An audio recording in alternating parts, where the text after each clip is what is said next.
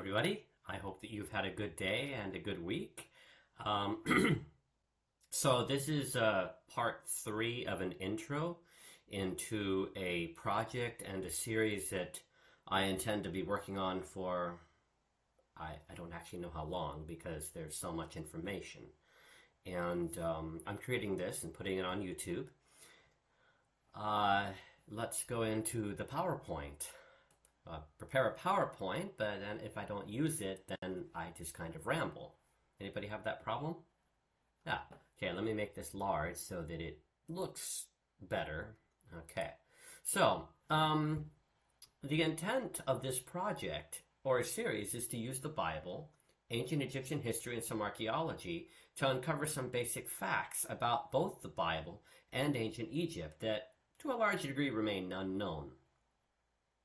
Without the combined use of both the Bible and Egyptian history, much of the information covered in this series might have remained lost to history or lost to the ages. I got to keep on script. Uh, this project is entitled Flashlights. It's the Bible, Heaven, and ancient Egyptian history, or for short, Flashlights. It's entitled Flashlights because I use both the Bible, the biblical record, and Egyptian history to throw light on each other. I'll depart from the script for a moment. Secular historians don't use the Bible because they don't believe it's true. And Christian historians use the Bible to some extent, and they use secular history to some extent. But it seems, to my understanding, to be rather rare when somebody uses the Bible in its entirety as much as they can, and Egyptian history as much as they can. And in the case of Egyptian history and the Bible, they both throw light on each other. And this is enabled me to discover more than I thought possible. Anyways, back on script. It will be noticed by many that as far as the presentation goes, I am not a professional. However, this presentation will be very interesting because my research of several years using the flashlight method has produced many details, which for years I assumed that we would never know until heaven. We would only know in heaven. What are some of the questions surrounding this project? Excuse me. Okay, let's go to the next one. Okay. This series is predicated on the idea that there are a lot of questions that do not seem to have apparent answers.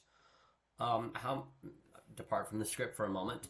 How many kids have wondered who was the Pharaoh that Joseph knew? Who was the Pharaoh of the Exodus? Now, Hollywood and much of academia tells us that Ramses was the Pharaoh of the Exodus. We're departing from that idea, and we have some questions that go along with it. This series is predicated on the idea that there are a lot of questions that do not seem to have apparent answers. And this is true whether the topic is the biblical record or ancient Egyptian history. There's a lot that they don't know, and because it was so long ago.